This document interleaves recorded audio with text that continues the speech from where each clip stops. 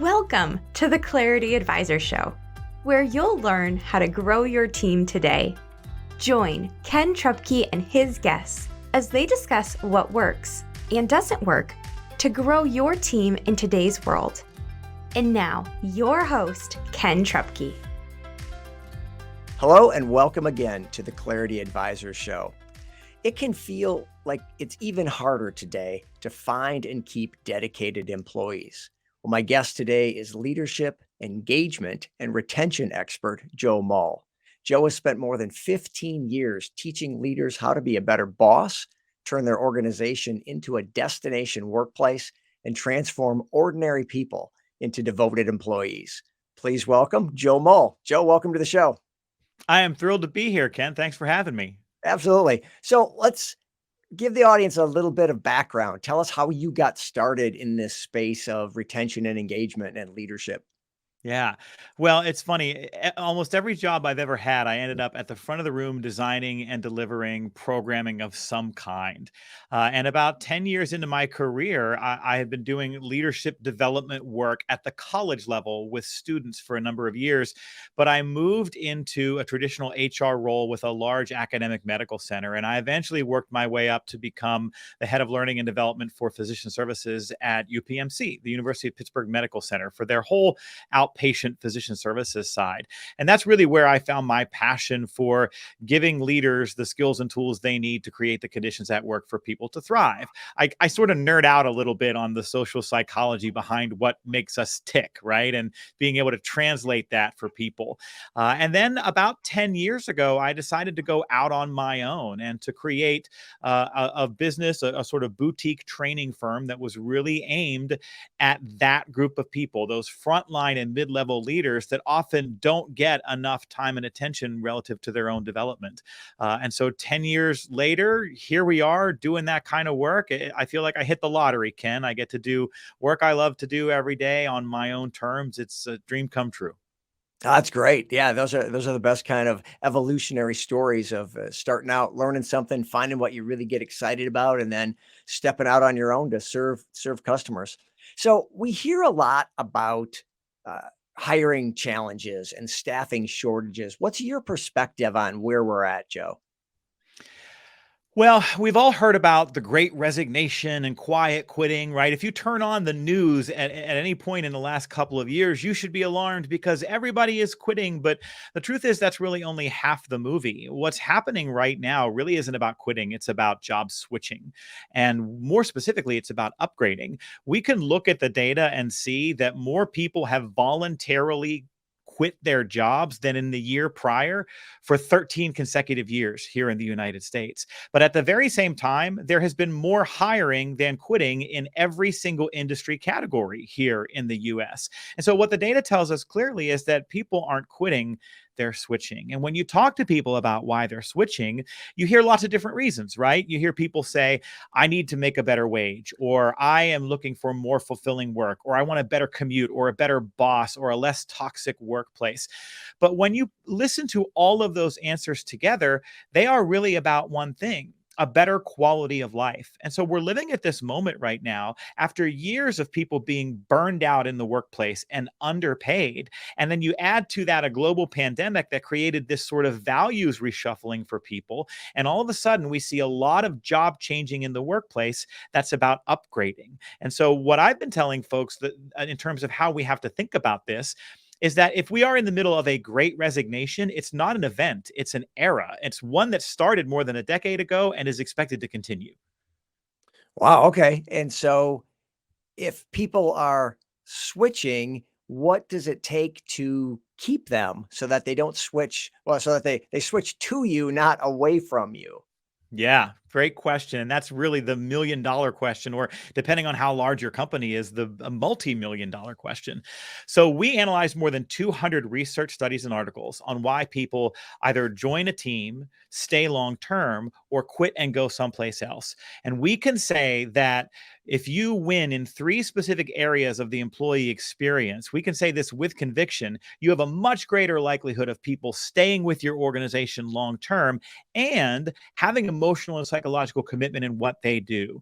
And so those three areas are what we've come to call ideal job, meaningful work, and great boss. And there are dimensions to each of these, and we can certainly get into that if you want, but it's really about creating a more humane employee experience that prioritizes quality of life for people. We've seen for so long people having their jobs encroach on every aspect of their lives that now there's this massive recalibration taking place. And the employers who are reinventing what work is and how it fits into people's lives are the ones who are finding and keeping talent more easily. Okay, yeah, you mentioned that during the pandemic, there was I don't remember exactly what you said, but something like a reframing or an awakening around how to think about work. Tell me about that and how that factors into this.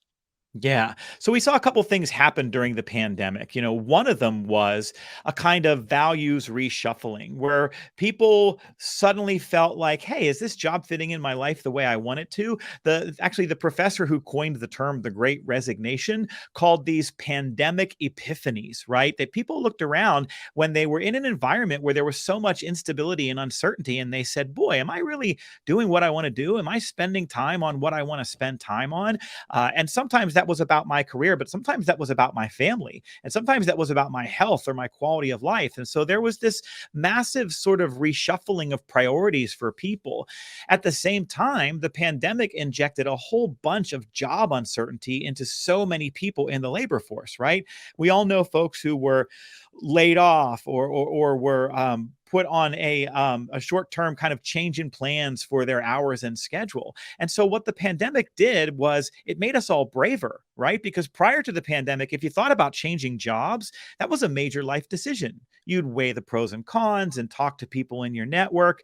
But then the pandemic came and we all lived with all of this instability and uncertainty for so long that it obliterated our risk aversion to potentially trying something different. And so now more than ever, people are open to taking a new opportunity and exploring a new place to work.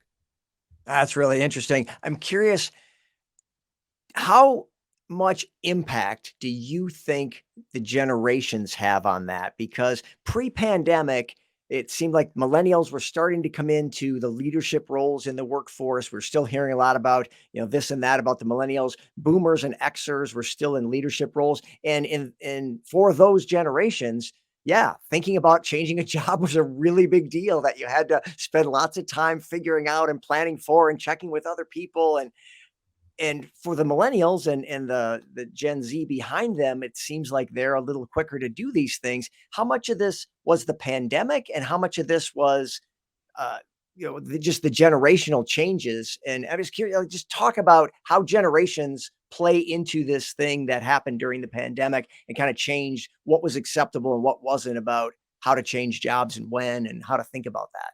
Yeah, so we saw the generational impact on this start well before the pandemic, right? So if you move through baby boomers and then Gen Xers and down through millennials and now Gen Z coming in behind them, we see a sort of incremental creep toward quality of life and toward purpose and toward work not being the central pillar of our lives, right? So it's not that it's way more important to one generation than the next. It's sort of become incrementally more important as each generation has come through. We see and have known now for a couple of years that for millennials, it was important for them to have more work-life balance. They've been telling us for years that are not married to their jobs in the ways that others who have come before have long been.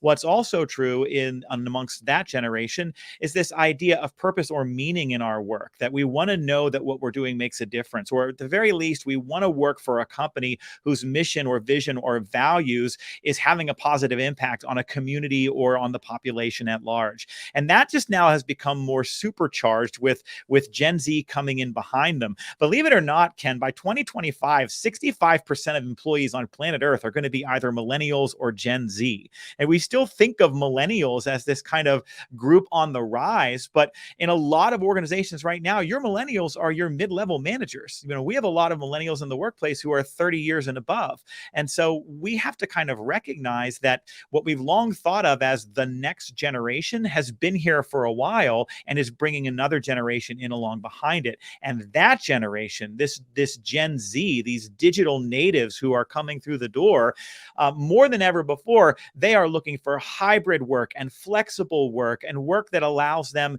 to live a higher quality of life and enjoy an opportunity to do work that fits into their life in a more ideal way.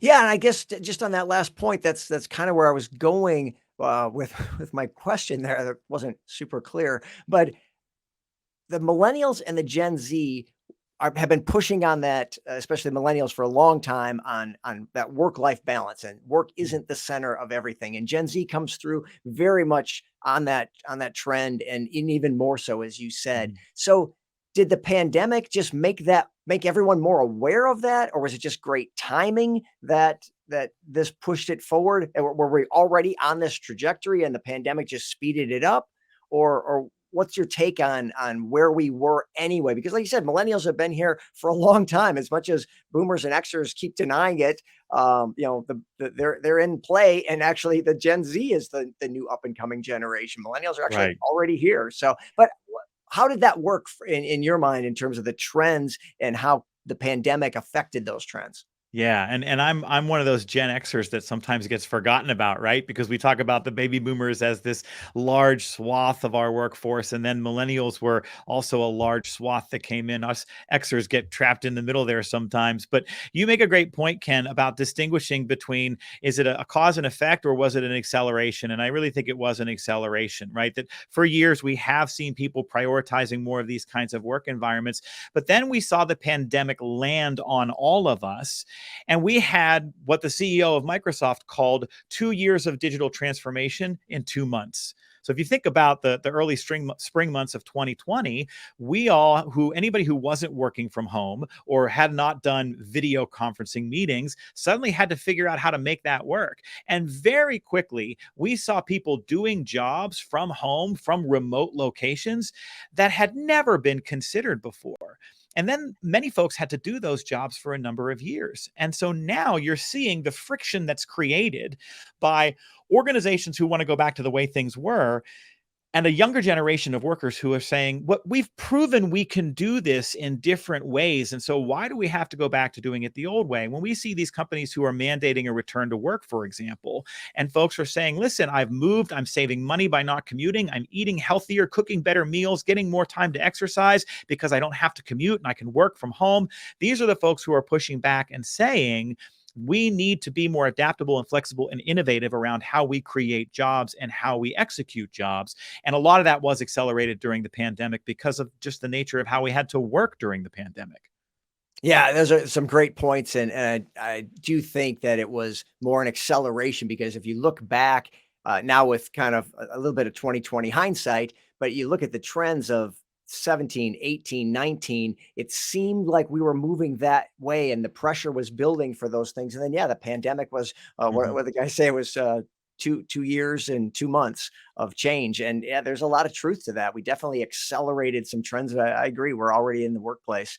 We're going to continue to dive into these things and learn about retention and how we can attract and retain those great employees when we come back on the other side of the break. We'll be right back. Stay with us on the Clarity Advisor Show. Is your business where you want it to be or on track to get there? Clarity Advisors helps business leaders improve communication and get your team aligned and engaged for greater success. We specialize in helping you streamline your sales and operating systems to improve efficiency and grow your profits. Call or text Ken at 616-822-2998 to have a complimentary 12-minute call to see what some clarity could do for you. And we're back on the Clarity Advisor Show today, talking with retention and attraction hiring expert Joe Mull. Joe, before the break, we're talking about the generations and how the pandemic affected some trends. And I guess one thing I'm still curious about is your thoughts on, for Gen X and the boomers, it hasn't really been acceptable to talk about work-life balance. And so has the pandemic and the shift given them some freedom to say, oh yeah, I would like some work-life balance too. It seems like they've always been in the position of, trying to push the millennials and the Gen Z down and like, stop talking about work life. Work is for work, get back to work. And now we're all like, oh, maybe work is not the need to be the center of everything. So How has it affected the Gen Z the Gen X and the boomers going through this pandemic from what you've seen? Yeah, it's a great point. For a lot of years, we saw boomers who would retire out of the workforce, and then we would see this pattern of them taking part-time jobs in their retirement or volunteering for the things that were most fulfilling for them or of greatest interest for them. Because for a lot of boomers, it never occurred to them that work could be that, right? And then Gen X comes along, and really it was millennials who came along and said, hold on, time out. You can have a fulfilling life and have your work be a part of that. It's not an either or proposition. And so that was a big part of this. I think having that younger generation behind them for years saying, no, no, no, how we feel about our work matters. But there's another dynamic to this, Ken, which is that our boomers and Gen Xers are now at the age where the complexity of their life has shifted significantly. We have a number of folks who are the primary caregiver to an elderly parent. We have a number of Gen Xers in the workplace right now who are struggling with the childcare crisis here in the US, where it is so hard to find qualified care for kids so you can work or afford qualified care.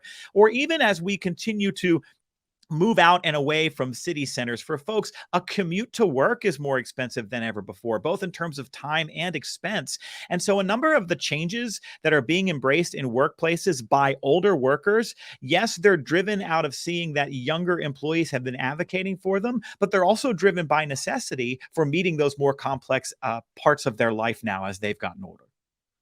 Interesting. So you've got a phrase, the myth of lazy. Now, I can't help thinking that that's a phrase coined by boomers and Xers about the millennials and the Gen Zers. But how is that myth of lazy?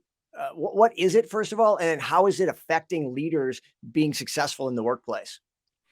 Yeah. So, I spent a year and a half writing this book, Employalty, and was looking for a way to capture this myth that gets bandied about around work ethic. And in keynotes in front of conferences and in corporate meetings, I was referring to it as the myth of lazy, and it just sort of stuck.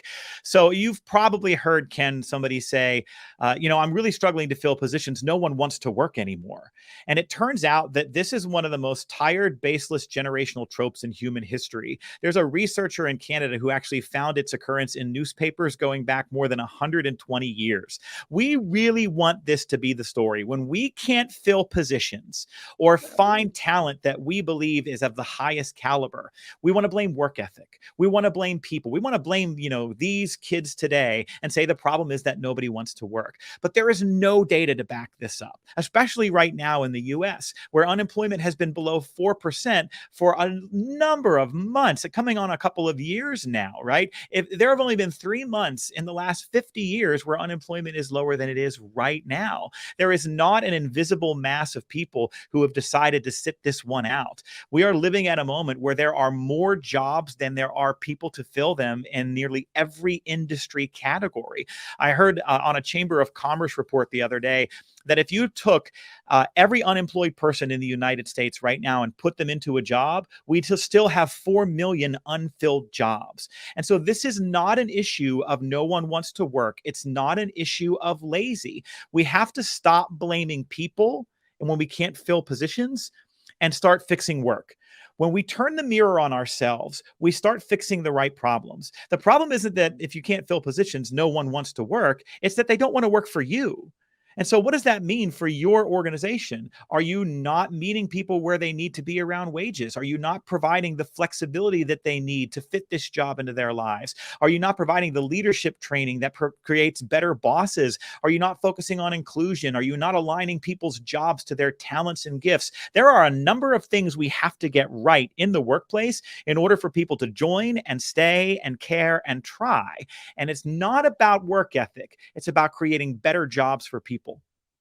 Yeah, absolutely. It's funny. I watched Columbo, the old TV detective series from the 70s, and there was a business owner in one of the shows, and he was saying, "Can't find good people. No one wants to work." And I just had to laugh. You're like, that's a 60-year-old show, Yep. and he's saying the same thing. So yeah, it is always kind of the easy button to say, it's not me. It's not that I'm not attractive and no one wants to work for me. It's all you guys who don't want to work.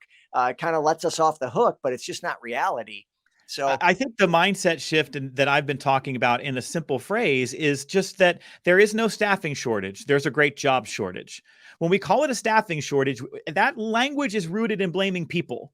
But when we call it a great job shortage, that is rooted in the conditions that people experience in their employment and making sure that as an employer, as a business owner, I am making my workplace a destination workplace. I am asking the question, what would make this place the very best place to be a blank? If you own a restaurant, what would make this place the very best place to be a server or a waiter? If you are an engineering firm, what would make this place the very best place to be an engineer? It forces you to do your homework and look at the market and understand what people are looking for. And when you do that and you create jobs that meet those needs, turns out it gets a lot easier to find and keep devoted employees. yeah, one of the lines that I encourage business leaders to use to think about is, especially when we're talking about these staffing shortages and job shortages. I said, be the person you're looking for is looking for. Like people are Hmm. like, well, no one wants to work. Well, are you creating the kind of environment that the people you're looking for would want to come to? Everybody wants great people, but they don't want to be the place great people are attracted to. I said, you don't have a job hiring problem. You have an attractiveness problem. You're not attractive to the great people. You got to be that organization. So how do organizations and leaders change and pivot to become that attractive place that people do want to come and attract those great people that they want? So we are playing a little bit of a trick on the readers of this new book that's coming out called Employalty. And when you hear that word, it sounds like employee loyalty, but it's really a Franken word of employer loyalty and humanity. And it really speaks to what you just described, Ken, which is how do I create an environment that makes people think, boy, they treat me so well here. Why would I go anywhere else? And we created these 3 areas of employee experience based on all this research that we did called ideal job, meaningful work, and great boss. And so a person's ideal job is one where they experience generous compensation, a manageable workload, and flexibility around when, where, and how they work. Meaningful work, which is where I'm doing work that I find emotionally and psychologically fulfilling, comes from people getting to do work that has purpose, that aligns with their strengths, and where they experience belonging. And we know that that third factor, great boss, is about the person who directly supervises my work. That person is the single most influential factor in the employee experience. And you know as well as anybody, Ken, that there are dozens of things a leader at any level needs to get right in order for one of their employees to refer to them as a great boss. But it turns out that the 3 things that are probably the most important are 3 things we don't typically pay a lot of attention to: coaching, trust, and advocacy, all of which are the types of interactions that we have with our direct reports in the employee experience that go a long way to supercharging commitment. So if you think of that as a kind of Venn diagram where those 3 areas overlap, ideal job, meaningful work, great boss, what you've got there is essentially an internal psychological scorecard that every single person in every single job at every company on planet Earth is walking around with. And if your organization can check the boxes on most, if not all, of those dimensions that I just rattled off there, you dramatically increase the likelihood that people are going to want to be a part of your organization for a long time and do great work. But if you are not checking the boxes on some of those dimensions, people's commitment will wane and they'll start looking around and maybe leave, or worse, they stay, but they mentally check out. And then you get into what we now call quiet quitting. Yeah, it's what Zig Ziglar always came back with when people said, what if you train them and they leave? And he would say, well, what if you don't and they And they stay? stay. Yeah. Right? It's kind of that same idea. Like people that quit on the job, like, hey, if you're going to quit, you have to leave. Don't quit and stay. Yeah, but it's back to the employer. It's back to the leader to take responsibility for this, if only because we can only control and change ourselves. And so, but we've got to look in the mirror and say, what is it about me? What can I do to be that attractive person, to have those qualities and those characteristics that you listed that make people want to be here? I'm Yeah. curious, you'd mentioned wages earlier. How do wages play into this? Yeah, really, if you think about the last 40 years and the research and the evidence we have about wages in the United States, they've been largely stagnant for about that long. We saw an actual significant wage uptick just last year for the first time in a long time here in the U.S. And when I say that, that statement is really reserved for the people who live in the bottom half of the socioeconomic ladder. For those folks, wages have really not moved. And so what we're seeing is people saying, I can't afford to work for you at these lower wages anymore. We for so long, when we think about how we price positions and value positions, we'd look at things from minimum wage to market wage, right? What's the minimum I can get by on paying my employees so that I can keep my overhead costs down? Or what does the market tell me I have to pay in order to be able to find people to do these jobs? And what I would argue is that the first number we need to look at is what's known as the living wage. And so for anybody who's listening who's not familiar with what that is, a living wage is an economic calculation of what somebody needs to earn to avoid a substandard of living. And so just as a resource for your listeners, if they're interested, Ken, you can go to livingwage.mit.edu and you can find out the living wage all the way down to your county here in the United States. And what that does is it gives you, as an employer or business owner, a chance to get a clear picture on what the people who work for you need to earn in order to avoid not being able to access adequate food, clothing, shelter, childcare, transportation, medicine. And so what's scary about this is that across the board in the United States, in most places now, a living wage is up above $17 an hour. But Ken, that's for a household of one. If you add a child to that household, the living wage in most places is above $30 an hour, which means that if you employ somebody who is a single parent with one child and you're paying them less than $30 an hour, you are actually perpetuating the conditions for them to experience a substandard of living. And so now we're getting into a conversation of where does our obligation lie as caretakers for humanity and as business owners to figure out how to solve that wages question. My argument to you is this. If you can lift people out of financial stress, you're going to get a better effort and more psychological commitment from them. And it does cost you a little bit more on the bottom line in terms of wages, but that is a significant ROI that you get back by cutting down on costs for rehiring and retraining and getting higher levels of discretionary effort from those employees who feel valued and appreciated by their employer. Oh, there's so much there. There's a lot of places I want to go with the conversation, but we're bumping up against time a little bit. And you've mentioned your book a couple times, Employalty. Tell us about that. When does it come out, and where can we get that? And what is that? What is going on with that book? What prompted you to write that? Oh, thank you, man. So it's called Employalty, How to Ignite Commitment and Keep Top Talent in the New Age of Work. It comes out on May 9th. It's available to pre-order wherever you like getting your books. And the impetus for the book was really, coincidentally, about a year and a half ago, I was on a podcast like this, and we were talking about where does commitment come from at work, which has been the nature of my work for almost 20 years now. And we talked about this in depth for like 30 minutes. And then at the very end of the podcast, the host said, okay, Joe, let me get you out of here on this. In one sentence, put a nice bow on it for us. Where does commitment come from at work? And Ken, I went, I don't think I can give it to you in one sentence. And then I proceeded to recap the entire conversation that we had just had in the world's longest run-on sentence. And afterwards, I kept thinking about how we don't serve leaders and organizations well if we can't answer that question in one sentence, if we can't give you a really simple framework for the things that you have to get right as a business owner or as a leader to spark commitment and retention. And so that really was the impetus for how this book came to be.